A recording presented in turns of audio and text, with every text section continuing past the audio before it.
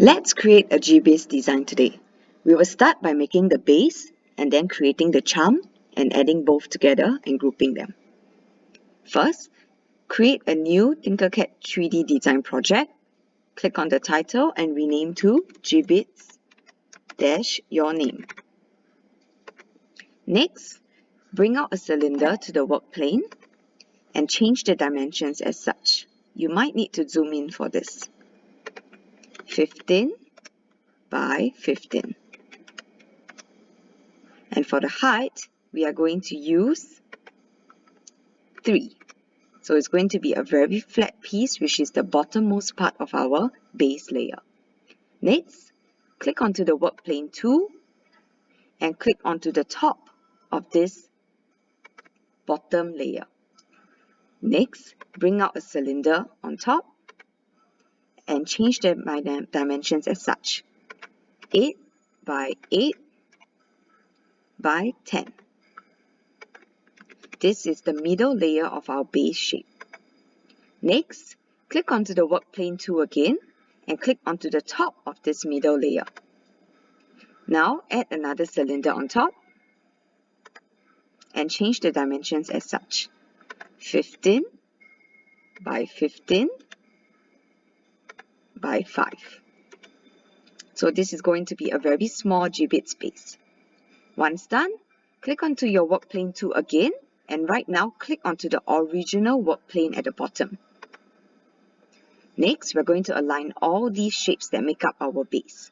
So select and drag over them, click onto the Align tool and click onto the middle dots, middle dot 1 and middle dot 2 here on the work plane. With this, you will get a nice base shape like this. So once done, click onto the group and change the color to black. So this will identify that this is your base. Now you can move your base aside and use the remaining space here to create your charm. Before I get started, I'm going to click on my work plane tool and click onto the top of my base, so that whenever I create my charm, it will always be raised to the height on top of the base already. So for me today, I'm going to create a simple star. You can also have fun and explore other 3D shapes or even the creatures and characters to create your own charm. So let's say I'm done. What I'm going to do is go back to the work plane, click onto the base of the original work plane, and we're going to drag over all shapes, the charm and the base. Next, click on the Align tool and click both middle dots on the work plane to align your Jibbitz to the center. Check all around if it's good.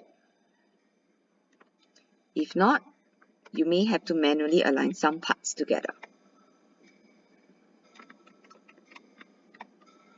Okay, now that I'm happy with it, I'm going to select over all shapes and make sure I do a group and enable the multicolor so that I can preserve all the different colors of my Jibbitz.